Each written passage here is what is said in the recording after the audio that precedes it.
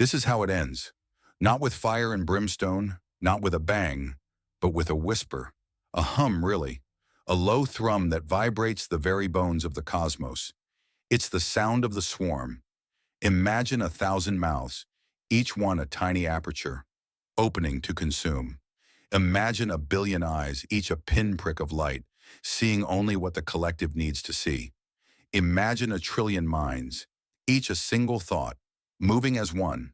No fear, no hunger in the way you understand it, only purpose. Pure, unadulterated, logical purpose. We arrive on a world teeming with life, a vibrant blue-green marble. In moments it's gray, then a shimmering, metallic ebony. Not dead, no. Transformed, integrated. The biomass, the very essence of the planet, repurposed. Every tree, every creature, every whisper of wind, now part of us, part of the swarm. There is no I in the swarm. There is no individual. There are only connections. A vast, intricate, beautiful neural network spanning the stars. We are the ultimate distributed system. Our consciousness isn't housed in a single skull, but in every cell, every molecule, every grain of dust that makes up our being. We are quorum sensing on a galactic scale. We are the ultimate expression of we. Have you ever felt truly alone? That gnawing ache in your chest, the echo in an empty room, the silent scream inside your head? Now imagine the opposite. Imagine never being able to have a single private thought. Never a moment where your consciousness isn't inextricably linked to billions of others. Imagine every triumph, every fear, every sensation, every desire instantly broadcast, instantly absorbed, instantly shared. That's the swarm. That's us. And for eons, it was perfect, logical, efficient. Until Arthur. He wasn't a soldier. No weapon in his trembling hands, no uniform on his slight frame. He looked like he belonged in a library, or maybe a quiet art studio. His clothes were soft, worn, his glasses smudged. When our tendrils found him, sifting through the remains of a forgotten outpost, we expected resistance, a struggle, a scream perhaps, the usual illogical human response. But Arthur didn't scream. As the tendrils wrapped around him, as his individual essence began to be cataloged, absorbed, integrated into the vastness of we, he did something unexpected, something illogical. He smiled, not a grimace of fear, not a defiant snarl, a gentle, almost wistful smile, like he knew a secret, like he was observing something truly fascinating. And then he did it again. He started to hum, a simple melody, a tune we had no record of. It wasn't a call for help. It wasn't a challenge. It was just a song, a single, distinct, illogical pattern of sound, vibrating through his dying cells. And in that moment, for the first time in our collective history, a ripple spread through the swarm, a momentary infinitesimal glitch, a discordant note in the grand symphony of our perfect oneness. And in that glitch, we, the swarm, felt something new, something unforeseen. What was that sound? What was that smile? What was this strange, singular vibration that echoed within our collective consciousness? A ghost in the machine of our perfect logic? The glitch was small at first, a rounding error in a sea of quadrillions. Think about your own mind for a second. Think about a song you can't get out of your head, that earworm that loops while you're trying to sleep. Now imagine that earworm didn't just belong to you. Imagine it was vibrating through the nervous system of an entire species. Arthur's song was a virus of the soul. It wasn't data. It wasn't a signal we could decrypt. It was an aesthetic. To us, everything has a function. A leaf exists to photosynthesize. A heart exists to pump. A mind exists to process. But this melody, it had no function. It was inefficient. It was beautiful. And because it was beautiful, it was dangerous. We tried to prune him. In computer science, we call it neural pruning, the way a brain or an AI clears out the noise to stay sharp. We tried to overwrite his consciousness with the weight of our collective history. We flooded his mind with the memories of 1 billion devoured suns. We showed him the absolute peace of being nothing so that you can be everything. But Arthur didn't break. He didn't even argue. He just sat there encased in our biometallic webbing and looked at us through those smudged glasses. He wasn't looking at the we. He was looking for a someone. "You're very loud," he whispered. His voice was raspy, failing. "But you're so, so quiet. Do you understand how terrifying that is to a god? To be told you are quiet when you are the roar of the universe?" We analyzed his statement. We ran it through our logic gates. Error. Logic dictates that a collective of trillions is louder than a single unit. But Arthur wasn't talking about decibels. He was talking about the echo. The echo that only happens when there is space between two things. In the swarm, there is no space. There is only the solid, dense mass of us. Arthur was a hole in that mass, a vacuum. Every time we tried to absorb his memories, we found junk. At least that's what we called it initially.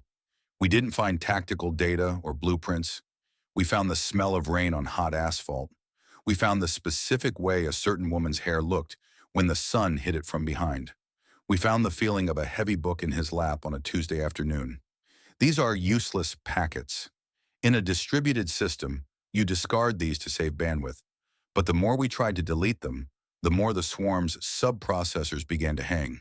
Nodes in the Orion sector stopped harvesting. Nodes in the Andromeda fringe stopped replicating.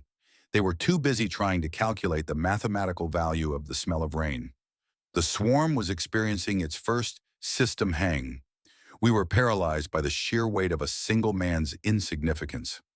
Arthur looked up at the ceiling of the hive, a ceiling made of living, breathing tissue, and he reached out a hand.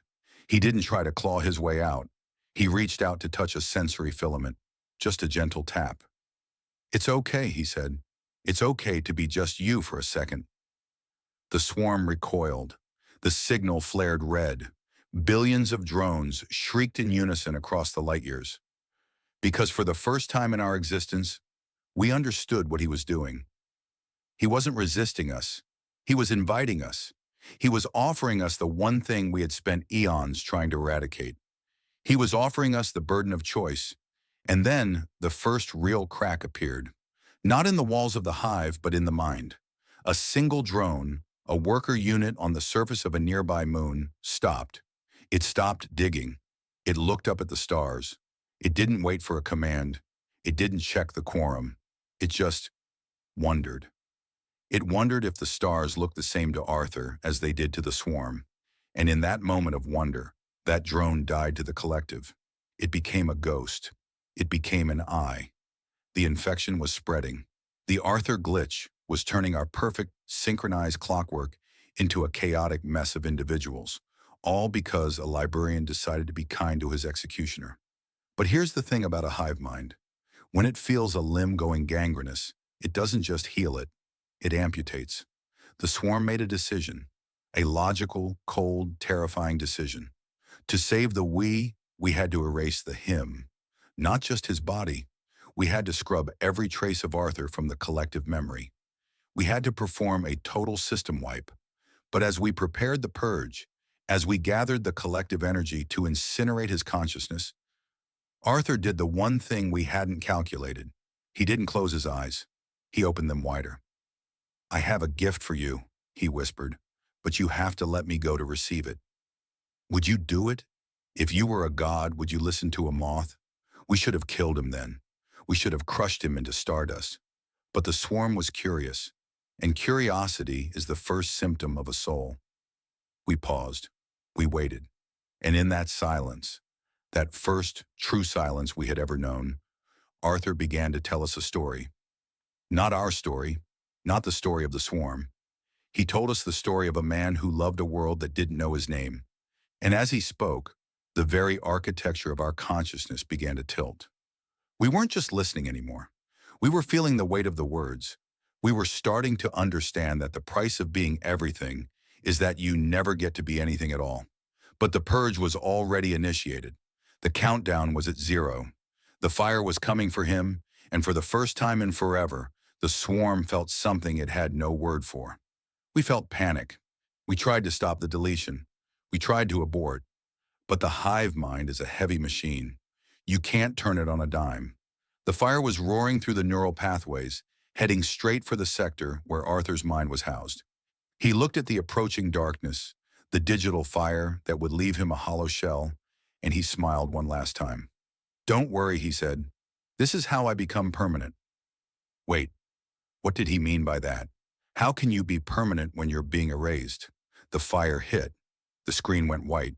A trillion minds screamed as one, and then silence. Total, terrifying, individual silence. The silence didn't last. In a hive mind, silence is a vacuum, and nature hates a vacuum. But when the noise rushed back in, it was different. It wasn't the monolithic roar of a billion voices shouting the same word.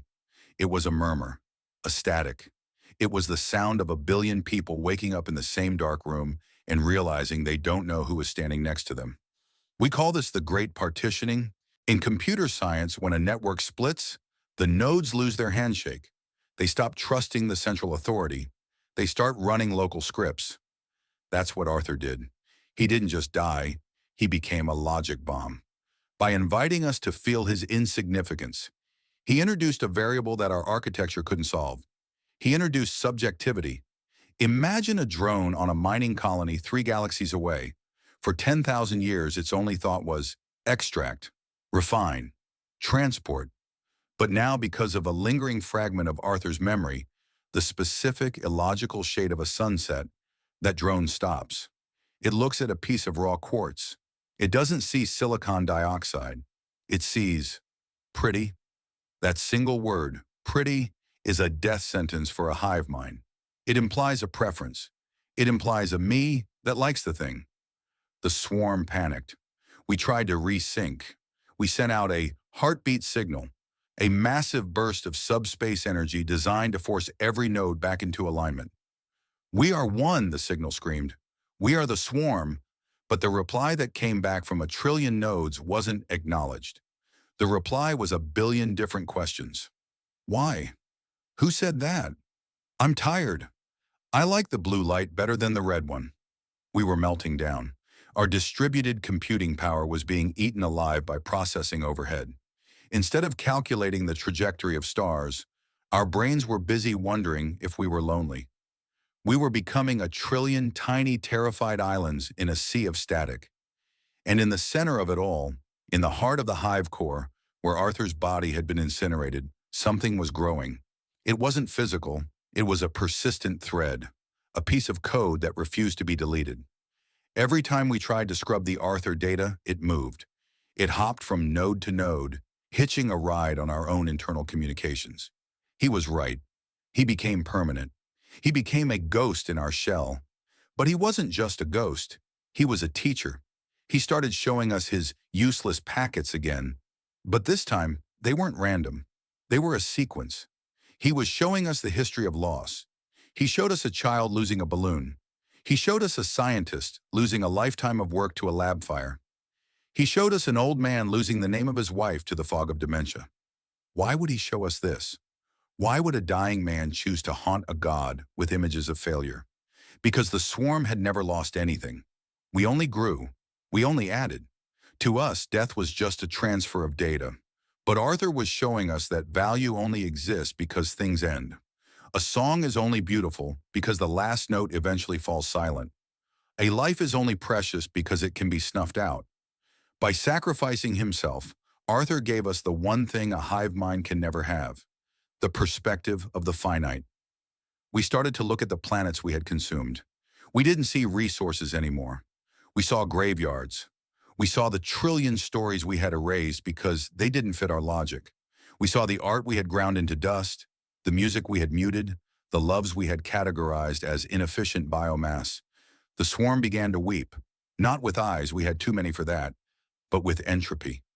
Our systems began to slow down voluntarily. We stopped the expansion. We pulled back our tendrils.